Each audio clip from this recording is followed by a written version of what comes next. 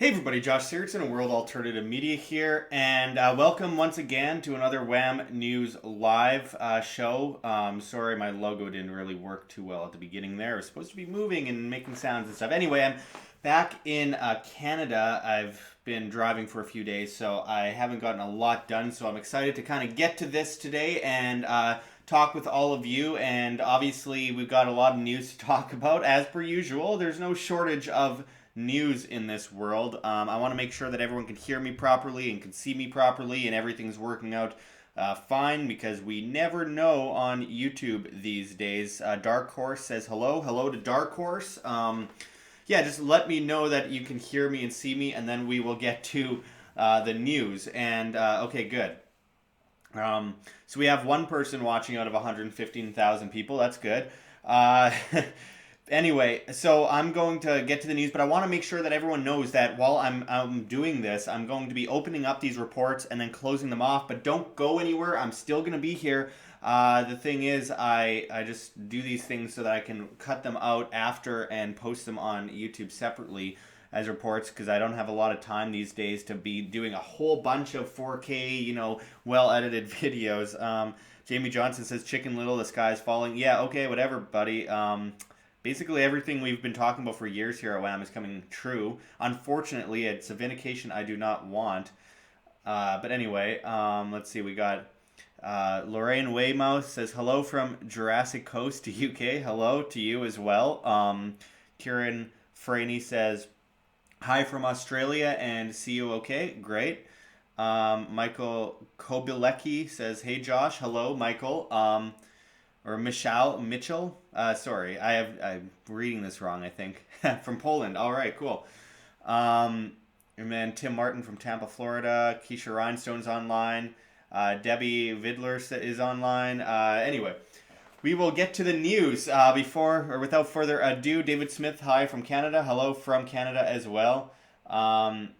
Anyway, I got a few stories here loaded up. As you could probably tell from the thumbnail, there's stuff involving Trump, Disney, and Jerome Powell. So it's going to be an interesting show. There's a lot of stuff happening there with the yield curve inverting as well. Again, people keep saying it's happening for the first time since 2007. Well, we've been talking about this for months. It happened a few months ago.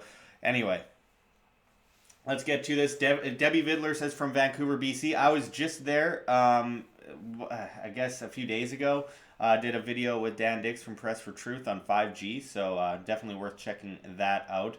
And for those wondering, before I get to everything, I do want to make sure everyone sees we have a Subscribestar page, which, by the way, we will be doing shortly, videos just for subscribers only on Subscribestar. We are going to get to that very soon, hopefully.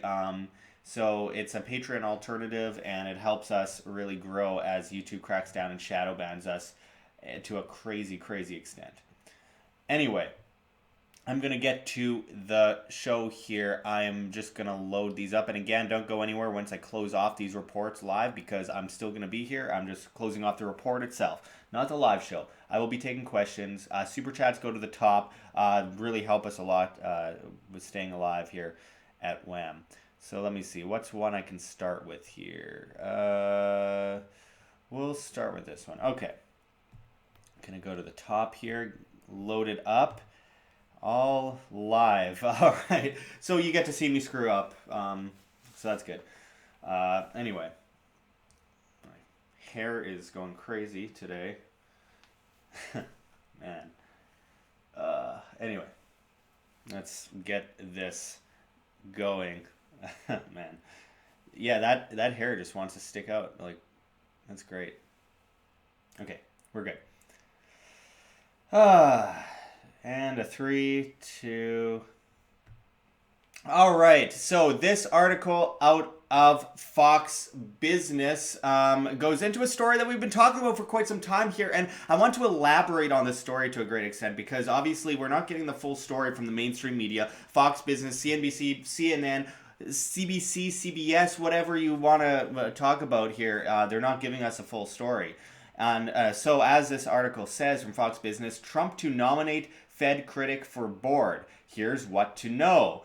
And as the article goes into, President Donald Trump on Friday said he would nominate former campaign economic advisor Stephen Moore a seat on the Federal Reserve's Board of Governors. Moore is a former Wall Street Journal editorial writer and visiting fellow at the Conservative Heritage Foundation who called in December 2018 for Fed Chairman Jerome Powell to resign. Trump offered Moore the position, but he must still clear the federal background check that potential nominees undergo before it can be formally announced, according to a senior administration official. Moore is a frequent critic of Powell, arguing as recently as last week that the Fed's interest rate hikes in 2018 restricted economic growth. And I wanted to mention something there. So the thing about the interest rate hikes is that we have been watching that happen for a while now. You go back to previous to the last recession, and you'll see they desperately tried to prop up interest rates because they're worried about going negative. And honestly, going negative is a very real possibility here. I think it's kind of inevitable. And the Fed knows that. And they're doing whatever they can to avoid going negative, but they know inevitability is that they will. So I guess they're trying to make the damage as little as possible. The problem is, you centralize an economy to death, and eventually that climax comes, and all fiat currencies eventually revert to their true value of zero. Always have, always will, going back to 1024 AD in China, as I say so often here at WAM, and it's not going to be any different this time. So, I mean, this is a major issue that we're having here, is that we have these critics to the Federal Reserve, the critics, they just don't like how they're centrally planning the economy. It has nothing to do with the fact that they're centrally planning the economy. It's just that it's the way they're doing it. And this is really counterproductive in a debate because they're basically trying to choose what kind of cancer is best for everyone as people are enforced into this, legal tender law system where currency is printed out of thin air, fractional reserve lending, enforced usury. No one signs that contract. And then they end up paying off the interest on the debt with their taxes. So it's absolutely ridiculous. But anyway, going back to this article, and I quote, "These hikes caused a severe dollar shortage, a fall in commodity prices, and a rapid slowing of growth, accompanied by wild swings in the stock market," he wrote in the Wall Street Journal with co-author Louis Woodhill, an entrepreneur and angel investor. "The Fed's goal should be to avoid excessively loose or tight money by seeking stable commodity prices." Look, the Fed isn't going to stabilize anything more than for a few years at a time. Everything that they do, they prop up that system and they cause that system to come down that much harder in the future. This is just basic monetary principles that we've seen to be true for decades, hundreds of years, almost 1,000 years. Like I said, 1024 AD in China. How many times do we have to go over this before people realize, oh wait, maybe a competing currency system outside of the organized crime, government cartel enforced system maybe might be the best bet. Maybe individuals should decide with their demand what they like best, and stores and businesses will conform to that which is most popular among the populace because it benefits them personally without having to depend on a giant central bank to destroy the economy. And he talks about wild swings in the stock market. Yeah, that's a system that was ready to crash in the first place. That's a system that was overvalued, highly propped up, and the Federal Reserve's $0 trading desk pumping a bunch of fake money into the stock market. Look, there's good stocks, but I mean, when 95% of the market is overvalued and complete garbage, what do people expect to happen? Eventually it gets propped up so much it cannot be propped up any further and it comes crashing down, and that's what we're seeing in places like, for example, with the housing market in Vancouver and Los Angeles and San Diego and Toronto. I mean, this is just the inevitability of a seriously bubbled market. But I'm going to go back to the article here as the article continues on. He wrote in a December 2018 commentary piece, however, that it is doubtful that Trump has the ability to fire Powell, instead calling on him to resign. And I quote, "If not this, at least Powell should hold an emergency meeting of the Federal Reserve Board and immediately cancel the rate hikes. Better yet, the Fed should announce ways to inject money into the dollar-starved economy, Moore said. Oh, great. So this claim that Trump is overhauling the Federal Reserve System and bringing it down, it's his form of centralization that he wants. That, again, presidents don't really have a say over the economy overall. It's usually it's dictated by the state, but the Federal Reserve does whatever it wants. And as Alan Greenspan said years ago on, I believe it was 60 Minutes, he answers to nobody. And it's true. That's a case that we see here. But to see these people that Trump is pushing forward, a lot of the people, the Trump supporters, will leave that out. They'll say, well, Trump is trying to overthrow the Federal Reserve. No. He is just trying to change the way it manipulates the currency, the way it manipulates the economy, the way it creates vast amounts of debt. Like this idea that potentially he could nominate Herman Cain to run the Fed, to be on the board of the Fed. It's nonsense. Again, it's just different ways, people arguing over ways to manipulate the economy and really screw individuals over. And as it continues, the Fed on Wednesday signaled it would hold off any additional rate hikes in 2019. Still, Moore argued the damage was done and growth hasn't resumed, adding that commodity prices remain 10% below the level prior to a rate hike in September 2018. Trump has also routinely criticized the Fed's decision to raise rates, telling Fox Business on Thursday that the policies have hindered U.S. economic growth. He tends to just say whatever the last smartest guy in the room says. That's the way it's been for many years with Trump. Sorry, guys. And I quote, "The world is slowing, but we're not slowing," he said. And frankly, if we didn't have somebody that would raise interest rates and do quantitative tightening, we would have been at over 4% instead of 3.1%. Moore has disputed warnings from the top economists that the U.S. economy is heading towards a recession, arguing that the last people investors or employers should be listening to are the professional pessimists. He's also been a strong advocate for Trump's trade negotiations with China and predicted that Wall Street will rally once the deal is made. Moore has broke with Trump on some areas, particularly on calls for a 25% tariff on auto imports. Mr. Trump's heart is in the right place. He wants to save the U.S. auto industry, and he wants to save American auto jobs. He wrote earlier this month, tariffs have also never saved a domestic industry from decline. So anyway, I think the bottom line I want to bring to people here is the fact that, look, we have a derivatives bubble worldwide that's multi-quadrillion dollars. It's absolutely crazy. And then on top of that, we have this massive battle of currencies worldwide where the U.S. world reserve currency is being swapped out of at a vast scale, all while China props itself up as the next world reserve currency, and India battles them out as well. And both China and India will surpass the United States in the coming years. And this is where it's like, well, which empire is going to win? I don't want any empire to win. I would prefer individuals to win as free individuals. But the fact of the matter is, this is an issue that's actually occurring right now, and we have to look at the fact that the U.S. dollar has to crash, and then China has to crash eventually too, and so does India. And it doesn't serve any of us well. Individuals are used as pawns to sacrifice for the king and the queen, and people depend, like the government and the banking system depends on the debt of the populace, the subservience of the populace, because of course people are subservient if they are in debt, heavily in debt. And as all these bubbles get propped up left and right, and people say, oh, it's a new bull market in 2019, because obviously they bounced up from incredibly bearish market in 2018. People are all excited suddenly again, and it's like, when are we going to learn? It's not going to end well. Like, look, like I said earlier, 5% of the stocks on the stock market might be great, amazing, really bullish going long term, but when 95% is bad, we've seen this from the dot-com bubble, we saw this recently in cryptocurrencies. When 95% of it's bad, it'll bring the rest of them down, and it'll take a while to recover, and then people will lose their shirts. And It's just something we need to spread that message around. We need to tell people that we need to decentralize, break free from that financial system, break free from the banking system, which fractional, does fractional reserve lending, and at the same time is pushing zero reserve policies as well, in a lot of cases. We need to break free from that system. No matter where in the world you go, you have that same central banking system, Keynesian, quasi-Keynesian, because it's not even completely Keynesian.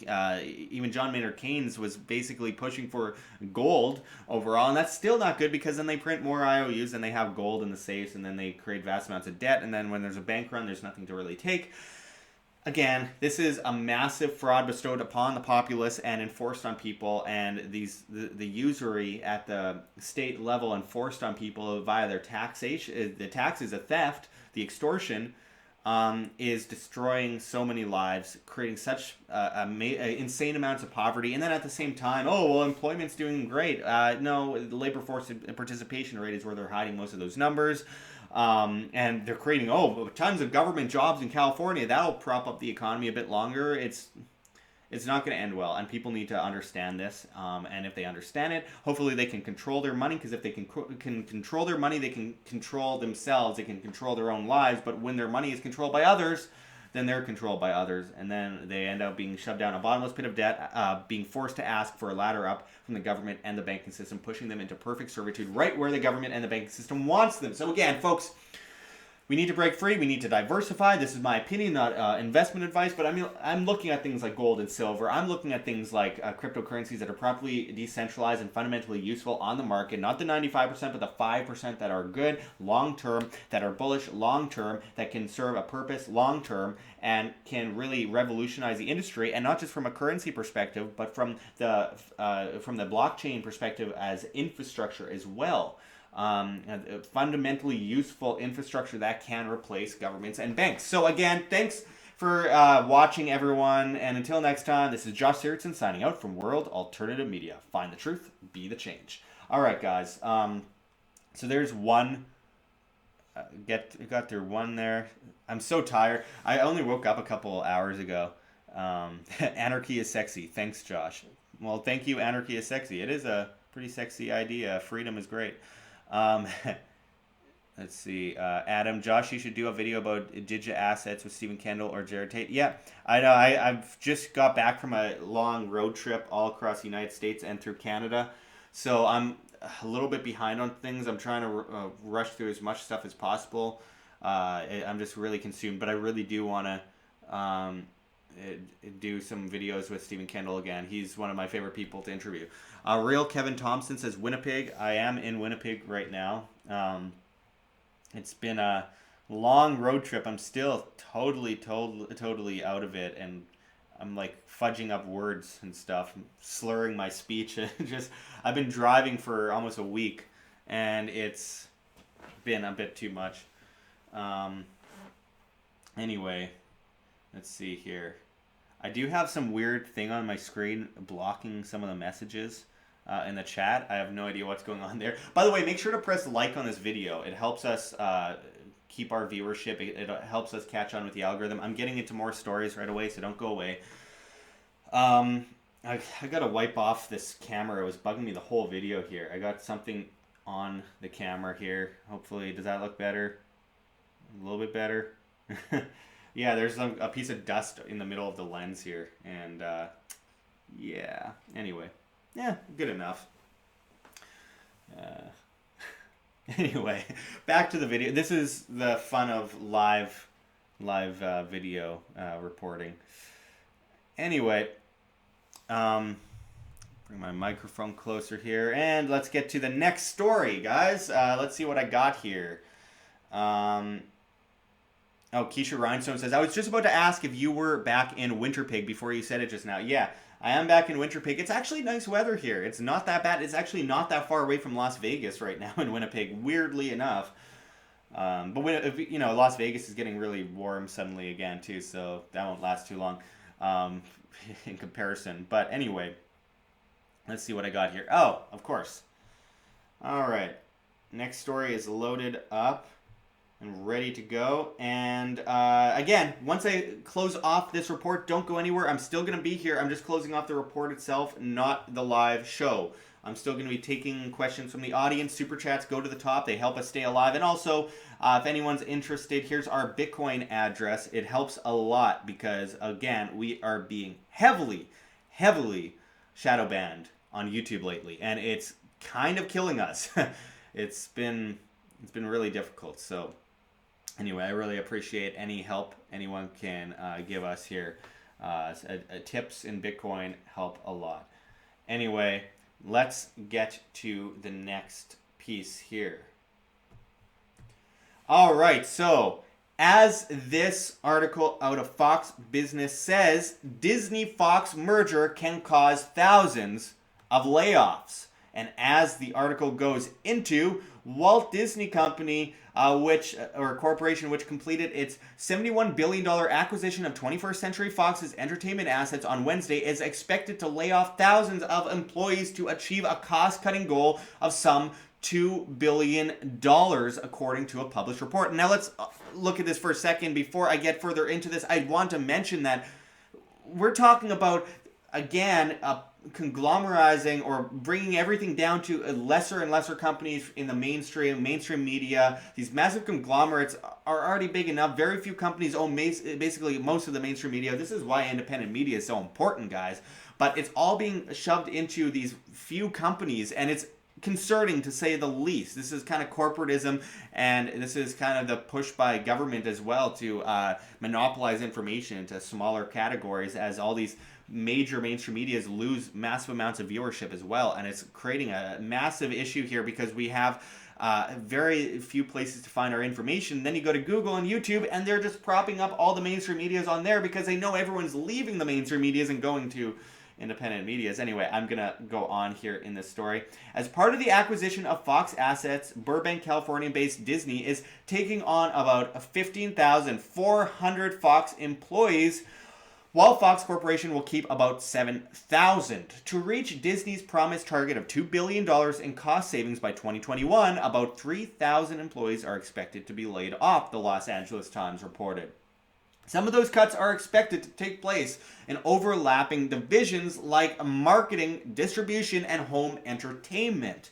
Although a small number of layoffs could start as soon as this week, the Times reported, citing anonymous sources, the bulk of the cuts will likely not occur for weeks or even months.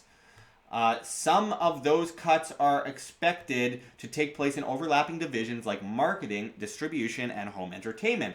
Although a small number of layoffs could start as soon as this week, the Times reported, citing anonymous sources. The bulk of the cuts will likely not occur for weeks or even months. Disney did not immediately respond to a request for comment.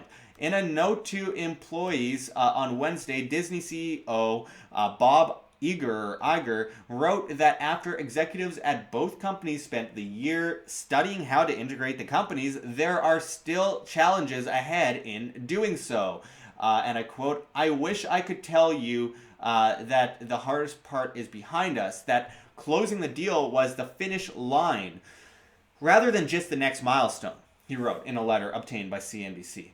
"Our integration process will be an evolution, with some businesses impacted more than others," Iger added.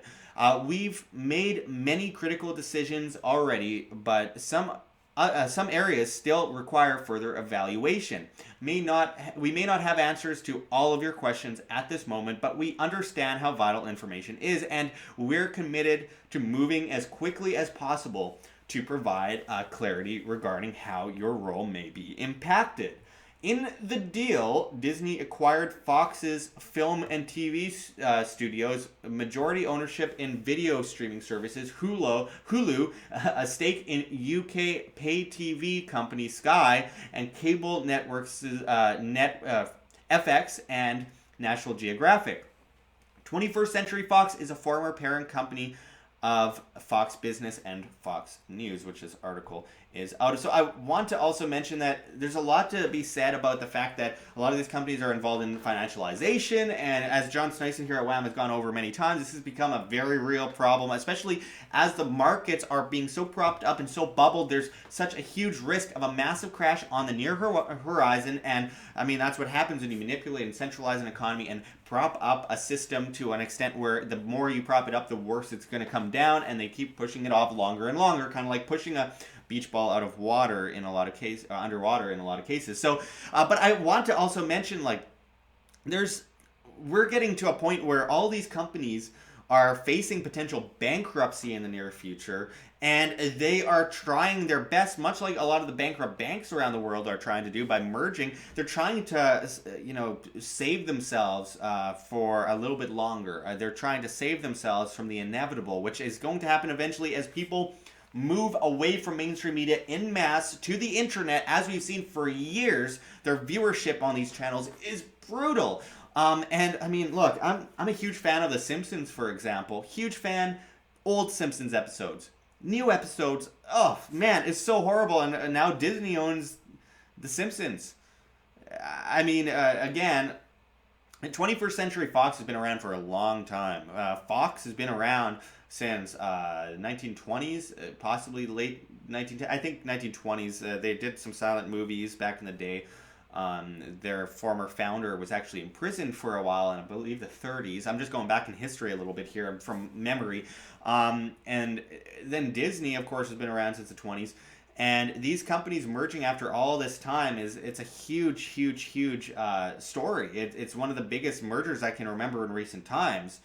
And honestly, they're just trying to save themselves. And as people move, like I mentioned, over to the internet from these massive conglomerates, they're on damage control. They're freaking out. They're trying to do whatever they can to save themselves. They're pushing places like YouTube and Google to push all their videos to the top. You go to a lot of these stories. We've done videos that are much bigger than Fox News, much bigger than CNN, much bigger than BBC, Al Jazeera, all these stations. And what happens? You search up these issues on Google, and Al Jazeera and Fox News and CNN and all these, ABC and NBC, they all get pushed to the top. They're all the top stories in the search, even though they have so many less views than our video on the same subject, because they are getting to a point where they're like, we must save ourselves from the inevitability of people decentralizing information more and more over time and moving away from us because they don't like us anymore, because they don't trust us anymore, because we've been involved in government propaganda campaigns for years. We make up nonsense stories. No one really suffers when it comes down to it. They make terrible stories up. And then, like, they promote violence against children, like we've seen, for example, recently in the Covington scandal. And they jump to conclusions. They love fear. They love the idea of scaring people into subservience. We tell stories that are scary, but we give people solutions because we want people to break free from that system so they don't have to be afraid of anything. So, again, we have this huge revolution happening, this evolution, I guess you could say, where people are moving away from this system. And what happens? They're like, well, what can we do? We can basically get everyone shadow banned on YouTube. We can merge companies like Deutsche Bank is trying to do with Commerzbank and everything as they move down to a small lender as they're bankrupt. And we can, look at the vast loss in viewership over the years for Fox and CNN and these companies, which used to get like 75 million people in a night in viewership. Now they're lucky if they get a few million. It's brutal how much they're failing right now, and they know it, and they know that they are losing the information war, and for that reason, here we go, financialization and mergers.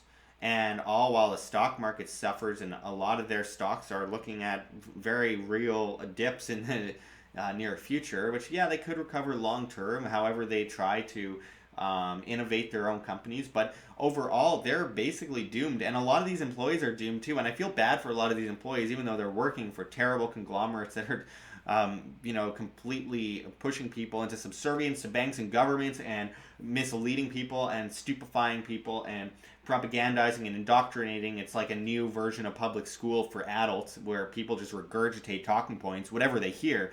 But I still, most of the people don't even realize what they're doing. And a lot of them aren't involved in that aspect. They just got desk jobs doing little things or, nothing that really is involved in propagating everyone. I mean, my point is, I feel bad for some of these people. But the mainstream media's time is coming to an end. People are moving to independent media, and that's just the way it is. So they're trying to shadow ban us. They're trying to cut us from being seen. where they're trying to. I mean, we've lost so much of our viewership lately. We're barely reaching our 115,000 subscribers on YouTube. In some cases, we're only reaching like 1% of our audience, which is ridiculous, and people who click to be notified aren't notified anymore. Again, this is just another issue of Google and all these massive conglomerate corporations all working together to try and force a monopoly on information into a few categories where we have mainstream media is getting away with whatever. I mean, CNN posts videos of a guy eating a human being, cannibalism, as part of a news report, and that's okay and it's monetized, but you post a video about the economy and they demonetize it as hate speech and then age restricted and then stop people from seeing it because it's inappropriate, it's not advertiser friendly. I mean, it's ridiculous, and that's only just part of it. Anyway, it's getting really bad, folks, but I'm optimistic. I think we are heading in the right direction to replace these behemoths, and that's why they're getting desperate. Only a desperate person would do these kinds of things, the things that they're doing. They're desperate because they know their time is limited and they're trying to utilize and make the best of it. So anyway, thanks for joining us, and until next time, this is Josh Sigurdson signing out from World Alternative Media. Find the truth, be the change. All right, guys. Let's see. I'm going to check the chat now. What do we got here? Again, super chats go to the top. We could really, really use super chats here on YouTube because, again, they're demonetizing us heavily and shadow banning us, and we are having a really hard time reaching people these days. So yeah, just a heads up on that. That would be, I mean, $1, $2, it puts your question to the top. It allows us to read it and see them because we get a lot of messages here and we miss a lot. So yeah, just very helpful. Anyway, let's see what we got here.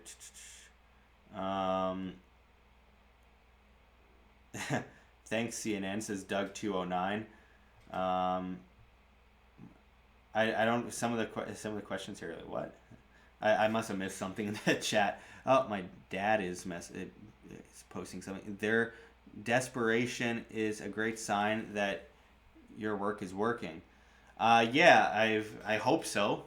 I hope I'm doing something, but yeah, it's become very difficult in recent times. This is driving me crazy. My camera seems blurred or something. Let's see. Does that look better? Oh, now I got a glare on the screen. That's great. I brought everything in a box over from Las Vegas the other day, and everything's kind of messy and dusty and all that kind of stuff. Okay, that's a bit better. Sweet. All right. Okay, live, the perks of a live show. Frank Leisner says, love the work you do, Josh. Thank you, Frank. I appreciate it. I'm gonna get, yeah, thanks. Yeah, real Kevin Thompson says better. Yeah, it sucks. I've finished 2 reports and I'm way into the video already, 32 minutes in, and I finally get a good image. Anyway, I'm going to jump to another story here. I'm just trying to decide on what to report on. Again, I kind of just wing this at the last second. So we've gone over Trump and Powell and Disney and Fox, and there's a few posts there. Let's try this one. Okay, I think I got it. I accidentally just clicked the wrong button, so give me a moment here as I just opened Adobe Premiere Pro, my editor, which is going to take a moment to open. All right. Exit out of that. Man, it's not my day. Anyway, I'm going to get to this. Again, I'm going to open this up. I'm going to go into the report. I'm going to cut it out later. When I close off the report, don't go anywhere. I'm still going to be here to take your questions. I'm just closing off the report to cut out. It's easier to do it that way. I've thought of different ways of doing this, and it just seems like the best way to do it. So anyway, I'm going to get right to this. I just want to open up my reports, and we will be off. All right. All right, so as we got here out of CNBC.com, an interesting story that I'd like to go into a bit and elaborate on greatly because, of course, the mainstream media isn't going to do the best job of covering this issue. But anyway, as the article says, the 10 cities where American families have the most credit card debt. And as we've gone into so many times before here at WAM, we've got such a huge problem with credit card debt overall. I mean, it's just, we're overflowing with debt. As John Snyson says often here at WAM, it's like debt sewage, and it's just overflowing in the streets, and then it gives you a terrible image, and then you don't want to think about it anymore. But anyway, the article is kind of interesting because it goes into several of these issues, and as it says, in 2018, total credit card debt in the U.S. has reached a high of more than $1 trillion, according to data from the Federal Reserve. As of 2019, individual households hold an average amount of nearly $9,000 each in credit card debt. Financial website WalletHub reports using data from the U.S. Census Bureau. TransUnion, and the Federal Reserve. Residents in certain places, though, are far deeper in the red than others. To determine where families owe the most, CNBC Make It used WalletHub's data to rank the top 10 cities where households have the highest average amounts of credit card debt. Here's how they stack up. And number 10 is Scarsdale, New York, with $24,180 average household credit card debt. Beverly Hills is in 9th place with $24,962 on average. Calabasas, California, has $25,266. Collegeville, Pennsylvania, $25,627. Westport, Connecticut, $25,797. Southlake, Texas, $25,862. Lake Forest, Illinois, $27,020. And number 3 is Dix Hills, New York, with $28,645. Number 2 is Darien, Connecticut, $28,714. And number 1 is Oahu Beach, Hawaii. I'm sorry, I can't pronounce that properly. But anyway, as it says below here, that's $30,094. Crazy. It's no surprise that 7 of the top cities, of the top 10 cities, are in notoriously expensive states: Hawaii, Connecticut, New York, and California. In these places, expenses such as housing and taxes can be significantly higher. That can make it hard for Americans, particularly younger ones, to manage their expenses and keep up with credit card payments. In addition to coping with the high daily cost of living, many millennials must juggle various types of debt, such as student and auto loans. Young people have absolutely no idea how to deal with money, and that's why millennials are so highly in debt, and their parents, baby boomers, are highly in debt as well, even though they're the biggest spenders into the economy. Anyway, almost 1 in 4, or 23% of millennials, those aged 23 to 38, say they've been carrying a credit card balance for at least a year, according to financial website creditcards.com. And over 1 in 10 say they've had credit card debt for more than 5 years. If you have debt, it's important to take control of it, because details about your payments history, including late or missed payments, can affect your credit score, you think? The better your score, the more likely you are to get a good deal on a car or house or save on rent and get in more debt, by the way, just to pitch in there for a second. With massive car loans and all these kinds of loans and financialization or financing that people get themselves into, and second chance and third chance and 20th chance loans. Anyway, as it continues, being in debt can affect other important parts of your life as well, keeping you from earning more and getting what you want professionally, says personal finance expert Suze Orman. Suze Orman. When you are in debt, you feel it, she says, and your boss can feel that too. In essence, she says, you render yourself powerless. If you're having trouble, if you're having trouble keep up with your credit card payments, start by making a budget, WalletHub suggests. It's difficult to spend within reason or planned savings if you don't know how your monthly spending compares to your take-home pay or where that money is going, the site reports. That is why you should rank order your expenses, including debt payments, emergency fund contributions, and other savings, and trim the fat if necessary. And once you develop your budget, make sure to stick to it, or else you'll have simply wasted your time. And they go into some other articles talking about, accounting it for everything properly, and fine, whatever. Everyone should figure this out, because look, like I mentioned earlier, we have millennials with massive amounts of debt, and then their parents, baby boomers, and some older, some younger generations as well, but nonetheless, mostly baby boomers, feeling the pull, the backlash of it, because obviously baby boomers are highly in debt as well. Many of them are not looking at pensions. Millennials are definitely not going to get pensions with the massive shortfall that we see today, and they're not saving. And at the same time, it's so easy to get runaway debt with credit cards. It's so easy to spend more than you have. This is a massive problem with most people these days. Most people. It's gotten to a point where, look, you have the 10 cities where American families have the most credit card debt. The fact of the matter is, we have debt on all ends. We have the credit card debt from spending way too much, more than we make, all while inflation is hitting us really hard, driving up the price of living and making wages much lower in comparison to the price of living. Our purchasing power is lower and lower all the time as they print currency out of thin air. That reminds me of some more debt that we have. The national debt, paying off the interest on the debt with the extortion of taxes. We're getting extorted in mass to pay off the interest on the debt, which they're not planning to pay off the debt. There's a great influence on young people. The government and the central banking system, or the banking system, not paying off the debt. They have no intentions to pay off the debt. They're only paying off the interest. And so are most of the populace, unfortunately, as well. So this is only going to end with a massive kind of bubble burst here. And this is happening while the dollar is suffering.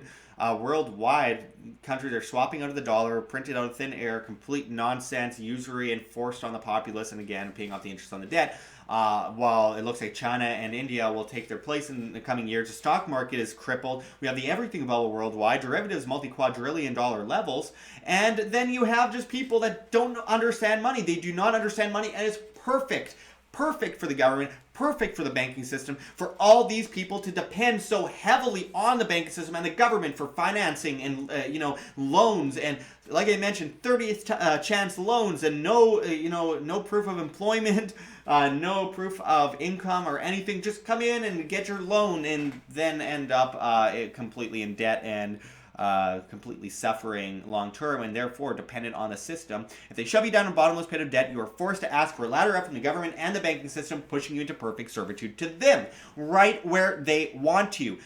Again, this is not going to end well for any of us. And again, it's important that individuals understand their money, because if they understand their money, they have control over the money. And if they have control over the money, the people who have control over, or that create the money, don't have control over you. And so I think that one of the biggest issues we have today is that people don't understand money. That young people especially don't understand money. Oh, it's boring. I don't want anything to do with that.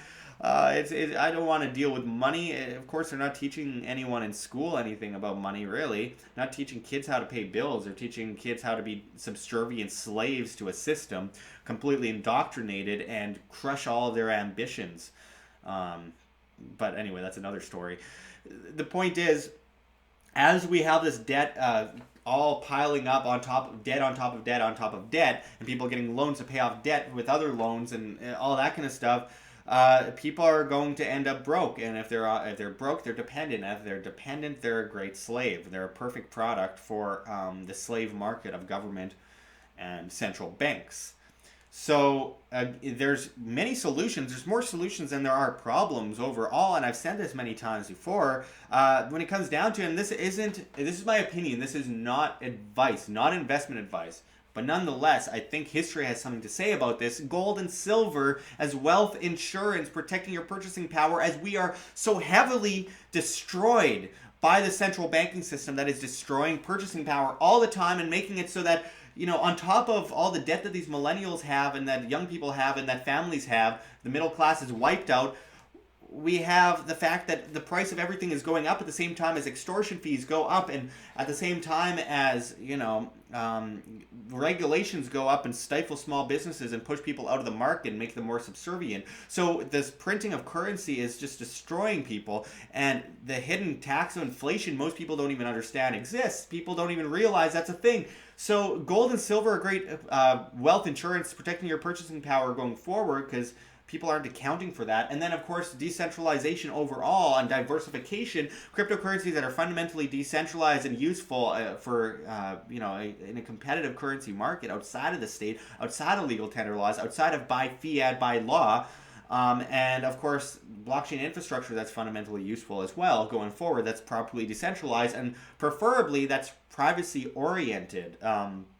While transparency is good for businesses in many ways, I think privacy is probably going to be the future of that industry, as we create all new ways to transact and trade outside of the state and banking system, where one day, without convincing everyone, people will realize, hey, what happened to the state? Oh yeah, it was unwittingly replaced like a slow frog boil, like the state is encroaching on us with convenience. We encroach on them with convenience, slowly replacing their system to the point where people don't have to agree with us. They'll just see that conveniently useful things on the technologically, incredible innovations will replace that system, and everyone will live happily ever after. No utopia, but nonetheless, it'll be a much better world. So we need to look at that. But again, individuals have to stop getting into debt. They have to watch their money. They have to stop spending more than they have. I have this problem. Everyone has this problem. No matter how good you are at accounting, you're going to have this issue sometimes. But with that said, that doesn't mean that you as individuals shouldn't take whatever actions you can to mitigate the problem, because of course we're being driven into debt, but it comes down to your personal responsibility, your financial sustainability and responsibility to break free from that system, to break free from your own debt, and make sure that you are making the right choices long term to survive in this highly volatile, highly dangerous, highly indebted system. As we see, $22 trillion in debt. It's all theater. It doesn't even make sense anymore. It doesn't matter. It's all just trillions of dollars of debt, national debt. And we're seeing this in Canada as well, and the UK, and Australia, and India, and everywhere. It's just getting so ridiculous. This is why the elites are getting desperate, because they know their system's going down, and everyone's going to get washed out with it if they don't be careful. But they're desperate. They're trying to push for a centrally planned cashless society, and China and India are rising up to take over the United States, and it's just havoc worldwide. And we need to plan for ourselves and plan for our futures and be self-sustainable and financially responsible and independent, and not dependent on this system that loves and thrives off of our debt independence. So anyway, thanks for watching, everyone, and until next time, this is Josh Sigurdson signing out from World Alternative Media. Find the truth, be the change. All right, guys. Let's see what we got here. Again, Super Chats, go to the top. Any help is very much appreciated. Super Chats keep us alive, because YouTube is not allowing us to make money anymore, and it's really hard to run a whole independent media that's competing against the mainstream medias, which might be in debt and might be bankrupt and might be heading towards a cliff. But nonetheless, it's hard to fight back against people with millions of dollars with no money at all. So it really helps. Any donation is very much appreciated. We do have our Bitcoin address here, and we also have other addresses in the description for other cryptocurrencies. We added a few there. So we really appreciate anything you guys can do to help us out and keep us alive. It keeps us functioning as an independent media, trying to cover all these stories as much as we can and bring you all these stories 24/7, 365 days a year, give or take a few days. Especially in a couple weeks, I'm going to be in Germany, Spain, and then Africa. Costs almost nothing to go there. I'm investigating something, and I will be bringing you some really crazy reports out of Africa, assuming that I'm alive. But nonetheless, the Bitcoin will help us, because we're going to go probably a week without posting before we get all the stuff up, and it's going to really cripple us overall. So anyway, I appreciate everyone tuning in. We got some comments coming in here. Mark Croft, you can't carry gold and silver, you need Bitcoin. Well, I think diversification is key. I think Lior Gans, who we had on here not that long ago, his point was that owning only gold and silver is as bad as not owning any gold and silver. Just like, owning only Bitcoin, look, it's great for the time being, but overall, I mean, even one day the blockchain is going to be replaced by something better. That's how the market works. It innovates, especially if properly decentralized and free market and people developing on it, especially these great new ideas that are coming out of the blockchain space in a bear market, which have been really helpful, by the way, overall. Um, some of these comments are brutal. I'm not going to read that out loud.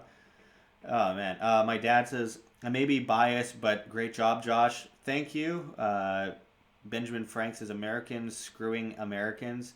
Yeah, well, that's the thing though. It's a collectivist paradigm, right? We have the system where we always look at we, our, we and our, and that's a huge problem. We can't see things in that light. We have to see things as individuals because, in the end, people are voting in smaller numbers to enforce their will on the populace in huge numbers, and that is seriously dangerous. That is collectivism, that is slavery, that's enforcement of an idea, and good ideas don't require force. And we have this issue where it's we and our.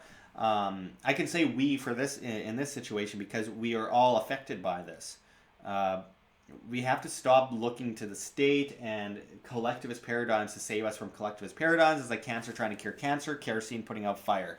We are losing viewership because I am taking questions.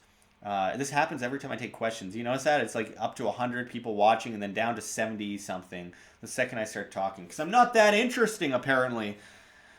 I'm very, very offended and triggered. Anyway. Roy Lowry says, I just joined Subscribestar.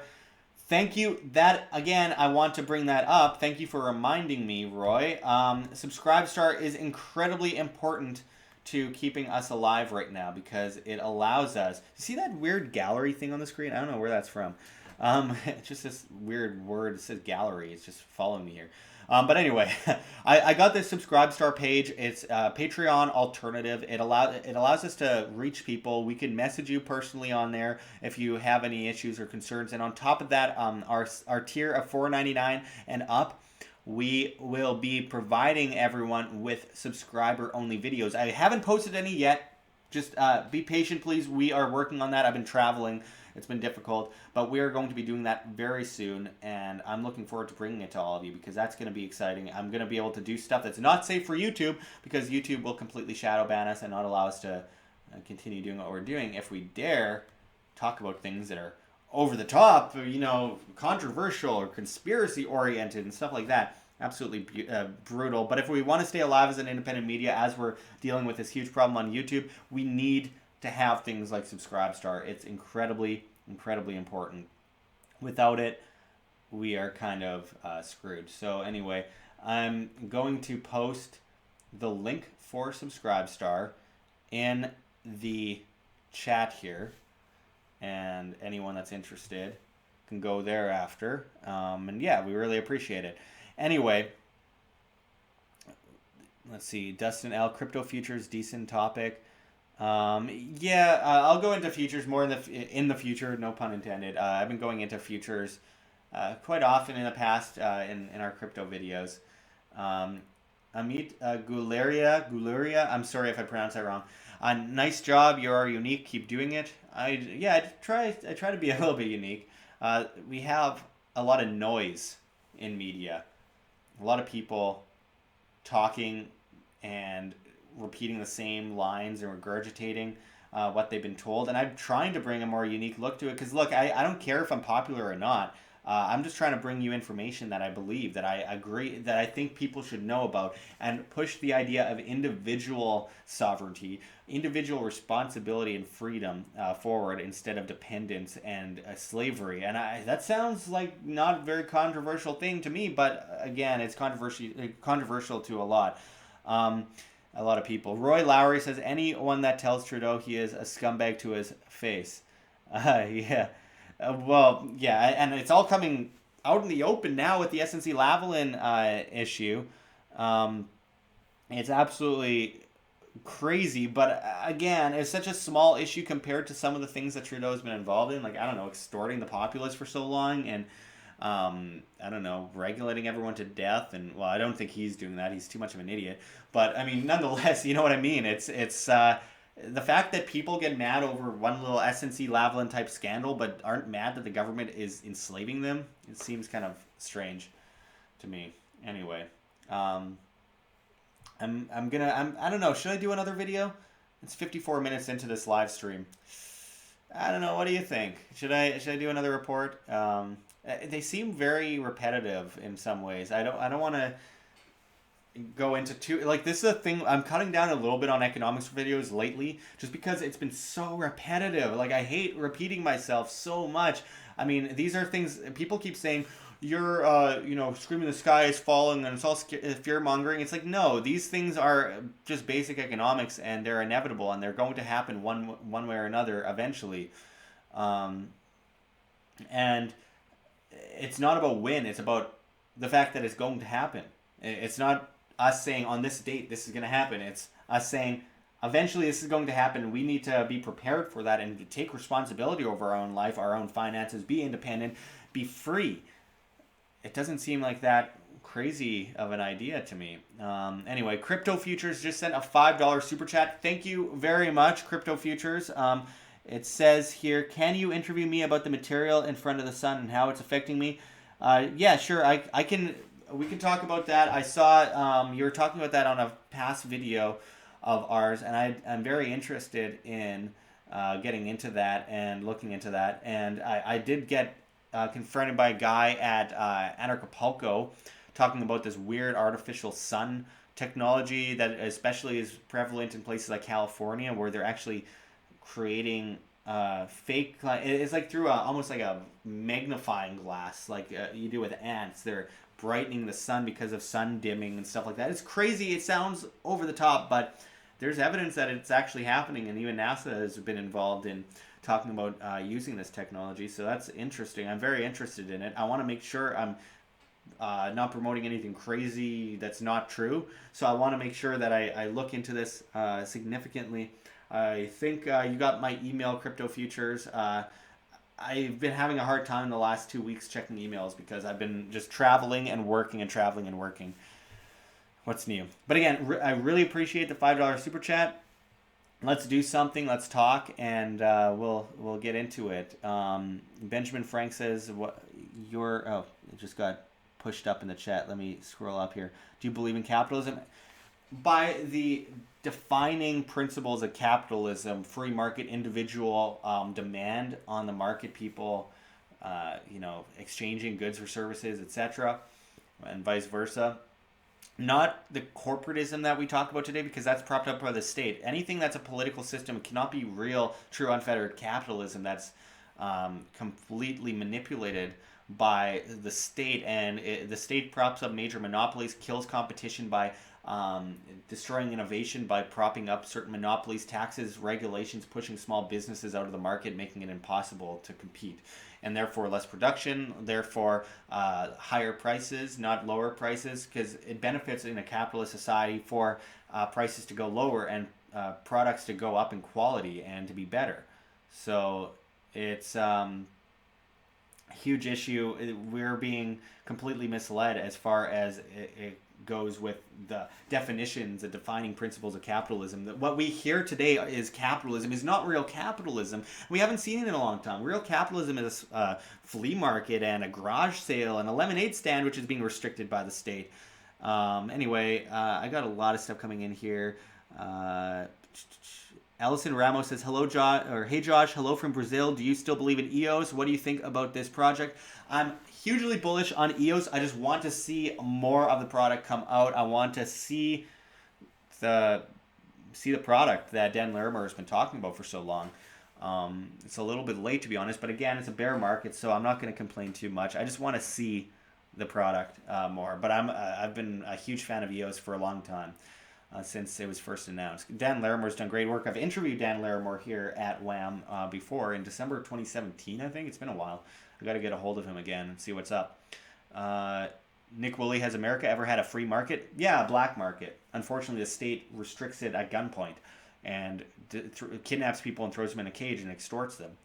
Because they're an organized crime racket. What else would they do? They wouldn't know what to do with themselves if they weren't extorting and stealing from people and making people's lives miserable. Anyway, I saw something previously. I want to find it again. I saw someone comment something in the chat, and I kind of lost it here. Amit Gularia says you were right about Deutsche Bank. It's broke. They're going for merger. Yeah, and it's causing a huge problem. It's been in the news a lot lately, and Trump has finally been brought into the news cycle regarding Deutsche Bank. And I mean, it was inevitably going to happen. I remember in the beginning of 2016 when they had a $75 trillion derivative exposure. It's ridiculous. That's a GDP of the entire world. Ridiculous. Completely nonsense. They are done, and so Commerzbank is done as well. They're just desperately grasping at straws. Anyway, let's see. I saw something here, but it just disappeared. This comment I saw just disappeared. Oh, John Hurst Harvard says, sun is going quiet. Keeps scrolling by itself. Sun is going quiet. It's going dormant. We're going into a mini ice age. Yeah, there's a lot of evidence of that. It's also a lot of plays into the restriction of carbon output by the state and the United Nations. We need more carbon dioxide in our atmosphere. Biggest growth areas throughout human history have been times of great flows of carbon dioxide. And I talked with climatologist Tim Ball about this in December. Viral video, definitely worth checking out. Let's see. Brian Callahan, where is your bald sidekick? Oh, God. It's one way to ask that question. John is he's not in Winnipeg. I think he's in. He lives outside of Winnipeg. I just got in last night into Winnipeg from Las Vegas. Long road trip through British Columbia and everything. Did a video with Dan Dix on my channel and one on his channel as well. So definitely worth checking that out at Press for Truth. But yeah, John will be doing videos shortly in the next few days. I got some interviews I got set up too, and I got a weekly show I'm starting with G. Edward Griffin right away. Anyway, need my electrolytes. I want to see, maybe we can get into another story here. It's just one that's definitely going to be demonetized and shadow banned. I haven't read it yet, so I'm going to wing this entirely and see how that goes. Charles D, keep up the good work. Thank you, Charles. I appreciate that. Anyway, let's get to this. I want to load up this story here, and we'll see where it goes. It might not go that well because I was not expecting to do this at all, but I will do it, whatever. All right. As this article out of Miami Herald says, bill that would block recordings of mass violence heads to House and Senate. Oh, great. The government regulating and legislating video footage. That's going to go over very well with people. Unfortunately, it might actually go over well because people are brainless these days when it comes to the complete encroachment of individual liberties. But anyway, let's look at what this article says. And as you see here, watch surveillance video outside Douglas during school shooting. No thank you, but nonetheless, the freedom of sharing video content is very important. Now, as this article goes into, a year after the Parkland mass shooting that claimed 17 lives and spurred change in Tallahassee, a proposal that would block recordings of similar mass killings from the public eye could be one of the first bills heard by the full House and Senate in the year's legislative session. HB 7017, which passed its final committee stop Tuesday, would exempt from public record requests any photos, audio, or video recordings of events that cause or relate to the death of 3 or more people, not including the perpetrator in an incident of mass violence. The Senate's companion bill, SB 186, also cleared its final committee hearing Wednesday morning. The proposal is one of several dozen public records exemptions being proposed this session, prompting open government advocates to sound the alarm that this year may be one of the most restrictive in shielding information under the state's Sunshine Law. Absolutely ridiculous. But Representative James Grant, Republican from Tampa, who chairs the committee sponsoring the House bill, told lawmakers in the House State Affairs Committee Tuesday that the bill was an attempt to strike a balance between protecting families of victims and allowing for an open press. Okay, what? Allowing for an open press? Allowing? It's not open or free if you're allowing it. That sounds like regulating freedom of speech and regulating freedom of information, sharing information. Again, this is a Republican, so conservatives that want bigger government, who would have thought? Again, a bunch of milquetoast conservative neocon scum. Anyway, as it continues, he and other supporters say the bill is needed to prevent images of violence from encouraging similar crimes, and that shielding those records will protect families of victims from seeing their loved ones' deaths played out repeatedly on social media and other platforms. And I quote, "We don't want family members to see the killings of their kid on Twitter or Facebook," he said after the bill passed unanimously. "We simultaneously make sure we're not going too far to make it difficult for accountability to happen and for a free and open press to do a job it should be doing." I want to cut away for a moment and say, look, no one wants to see kids being killed, being shared around. That's a horrible thing. I'm completely against the sharing of kids being killed on video.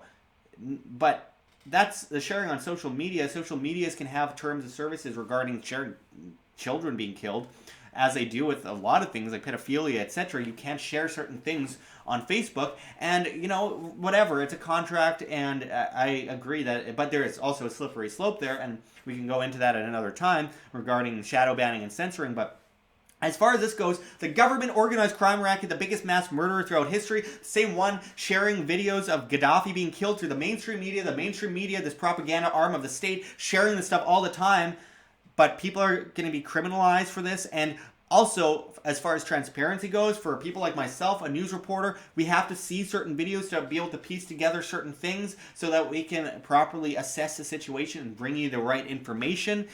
This is completely restrictive, and again, a giant organized crime cartel that has killed more people than any other entity in human history, the state, telling us as they bomb babies that we can't look at videos that explore what really happened in a horrible situation, a tragedy, is ridiculous and absurd. And if anyone puts it into that context, can obviously see that there's not only a vast amount of hypocrisy there, but there seems to be some kind of cover-up happening where the state doesn't want us to see what really happens in a lot of these cases before they rush in and try to take away all the guns, which, by the way, in places with more concealed carry and more guns, there's less crime and less murder and less theft and less rape and all that kind of stuff. But that's a whole other story that we've gone into other videos. But they want to leave people defenseless, dependent, and stupid, and on their knees begging the state for more and begging the state to save them from themselves in a lot of cases. But the state that props up these pharmaceutical monopolies that drugs children, the state that takes away children from their families because they smoke pot and then puts them into the CPS or CFS programs and then drugs them after blanketly, diagnosing them with different mental illnesses that they don't actually have. Basically, they're just traumatized from being stolen by the state and kidnapped legally, and then they get drugged because they're traumatized because apparently they're mentally ill. Again, this piles up in so many ways. But when it comes to these shootings, look, I needed to look at the New Zealand shooting video because it was important. It was important to see the video. It was important to assess this tragedy. No, if you don't want to see videos of people getting killed, don't watch them. You shouldn't probably watch them. It desensitizes you and hurts you. But with that said, the government, which has killed millions of people, has no moral authority in this at all. And I am totally against parents having to deal with their kids being videoed, being killed and everything. But for the sake of transparency, it's an event that happened and we need to assess the situation, find out what happened for justice to be presented at an individualistic level outside of this massive collective paradigm that we call a state that, again, has killed more people than ever before any other entity, has polluted more than any other entity, has stolen more than any other entity, has kidnapped more than any other entity, and then thinks it has a moral high ground to tell us what we can or cannot do, can or cannot see. The sharing of digital information, which is literally nothing, it's frequency. Once they censor that and once they restrict that, they can really restrict basically anything. So We have to look at this from a free market individualistic level and assess it from there. But I'm going to just go on a little bit into this article, continuing. Opponents pointed to the fact that this bill would almost certainly have blocked some of the records of the Parkland shooting from the public eye, and said that those records are important for transparency and holding government officials accountable. Yeah, it would have kept people from seeing the cop hiding and being scared of what happened, and hiding out for minutes and minutes. Same with the Vegas shooter situation, where cops are hiding on another floor and shell shocked and stuff for minutes and maybe what was it, 20 minutes or so. Ridiculous. Or maybe it would stop us from seeing that it took the police 36 minutes in New Zealand to show up. But no, everyone should be defenseless and no one should have information. That's the way government is going. And looking at this situation. As I continue here, it was videos of events surrounding the shootings of Midgery Stoneman Douglas High School that revealed Broward Sheriff, here we go, deputies, did not enter the freshman building to confront the shooter as it was taking place. Several media outlets had to sue to obtain those records under a court order. Oh no, people might see that a lot of the police are just wimps, henchmen, and are only there to extort and beat people up, and aren't there to save anyone from real situations, unlike a private security force would be forced to on the market do that, or else they'd be overthrown and whatever. Anyway, those disclosures were also among those that prompted multiple sheriff's deputies to leave the department, and were cited by Governor Ron DeSantis that he suspended then, or when he suspended then Broward Sheriff Scott Israel from his position.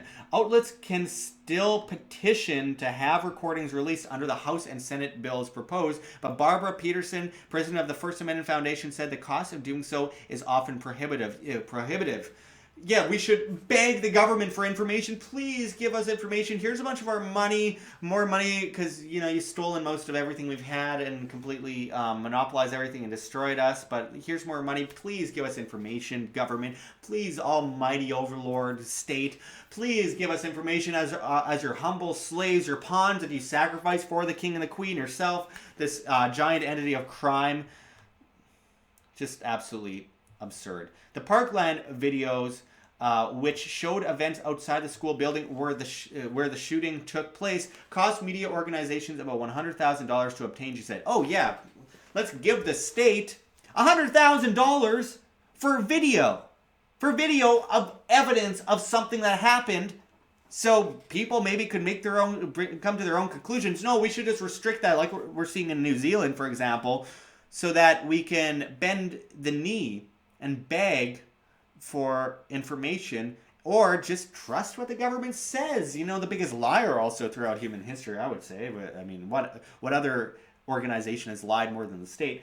We should beg them to give us information. We don't have to see it. Maybe they'll just tell us the truth and tell us things that totally won't mislead us and benefit them, because government totally does everything without benefiting. No, literally everything the state does is for their own benefit. Grant and Senator Tom Lee, or Republican Thanatasasa, man, I have no idea how to pronounce that, who is sponsoring the companion Senate bill, both said they are discussing a possible floor amendment to tailor the language more narrowly. Once the bills reach chamber floors, they require a 2/3 vote by each body to pass. Peterson said she had asked Lee to consider restricting the language to recordings of events directly causing the death of victims of mass violence, and to increase the count to 4 victims, not including the perpetrator. She said he had not yet responded to her request. Now, I also want to mention videos that lead to the death of someone. Obviously, that's not a good thing, but why should we restrict the frequency and the video footage, imaging, light, refraction, because someone else utilized that somehow to go and kill someone? Should we ban the Beatles because one of John Lennon's songs, "Watching the Wheels," prompted Mark David Chapman to go, "You know what, screw this, I'm going to kill him after all"? We better ban that song, because if we would have banned that song, John Lennon wouldn't have been killed. I mean, it's the mental gymnastics is ridiculous. And it just goes to show that people are so dependent on the state that they're willing to sacrifice all these things for a little bit of temporary security, which they are not guaranteed at all. It's just the hope of some temporary security. And again, this is another example of how the Constitution doesn't mean anything because, yeah, freedom of speech, yeah, but whatever, they'll get around that somehow. The Declaration of Independence was great. Why didn't we stick to that? No, let's stick to the Constitution, which people keep amending and, you know, growing larger and giving them the government new allowances to override old amendments. And again, it's just a failure of the state. Stop depending on the state. Stop looking to the state to help you. Start looking to yourself. And with the information that we get from things, we can have properly, fundamentally, strict and justified private court systems where we as individuals can decide on certain things that are happening within our community when people are hurt and aggressed against and killed and massacred to this extent. It's just absolutely horrible what we're seeing in a lot of these school shootings, assuming that, you know, I'm not going to get into how accurate some of the stories are there. We got a not safe for YouTube thing going at Subscribe Star, which everyone could check out in the description. But anyway, my point is we have a huge problem in the war on information as the state monopolizes big mainstream medias, which then basically shoot themselves in the foot, and everyone goes to YouTube, and then now they're restricting YouTube and shadow banning and censoring everyone and pushing the mainstream media to the top out of desperation to keep that narrative going. And now on top of that, the state is doing more, as in they're trying to restrict information from getting to the populace so we cannot decide on our own what we believe. Just like they're banning the videos from YouTube, now they're banning people from having them in general, and we've seen that in New Zealand, and it's like, oh, the police took 36 minutes to show up at the scene of that horrible tragedy, so now we need to make them make the people more defenseless by taking away their guns, and if anyone has a video, they could face serious criminal charges. And does that make any sense to anyone? I mean, yeah, to slaves maybe, and people who love the slave paradigm and the paradigm of the state and collectivism and curing cancer, but overall, anyone that doesn't fall into that incremental frog boil and normalization of this kind of stuff will look at that and go, this is crazy! This is crazy! Why are we allowing this to happen? But, of course, unfortunately, too many people are completely enslaved and indoctrinated and propagandized by the same medias that are pushing a lot of these things forward and trying to stifle information and making you just go, oh, I'll trust the media. I'm sure they have my best intentions in mind. This is not going to go anywhere good. Again, part of the incremental frog boil. We need to stand up to this. We need to shout as loud as we can. Florida is such an incredibly statist place these days. It's unfreaking believable. Police every 2 feet.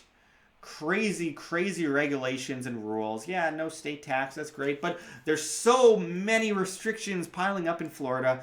And we're seeing that all over the country. California, New York, New Jersey, and it's only going to end in more problems. The government's creating problems and coming in as a hero to save us all from the problems he created. Ridiculous.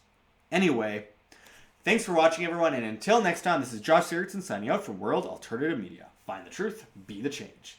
All right. That didn't go too badly. Yeah. Oh, yeah. Kennedy never got shot, says Essene Gnostic. I wish I mentioned Kennedy. That would have been a good example of, oh, we're not allowed to see the Zapruder film. That took years to come out, by the way, the Zapruder film.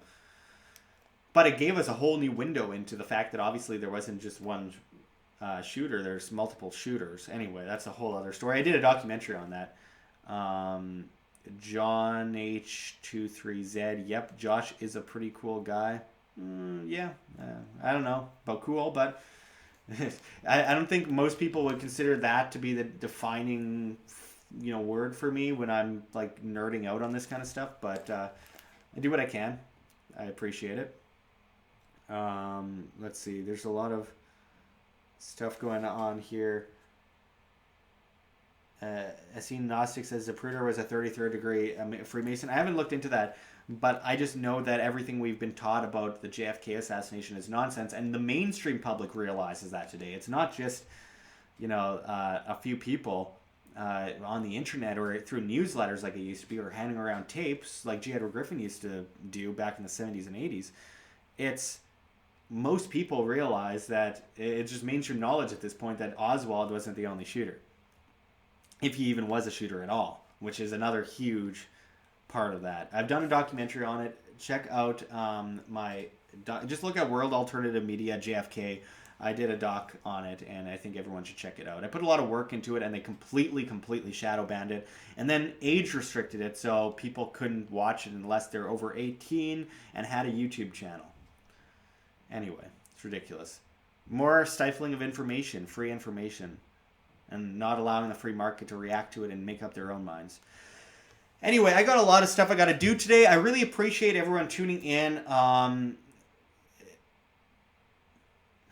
James Murphy, why didn't Noah swat those 2 mosquitoes? All right, strange.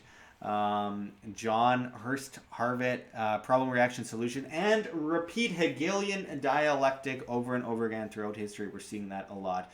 Anyway, I've got to take off, so I thank everyone for tuning in. I'll be back doing much more of these live shows. I enjoy doing it. I enjoy bringing it to you all. So thanks for watching, everyone. And until next time, this is Josh Sigurdson signing out from World Alternative Media. Find the truth. Be the change.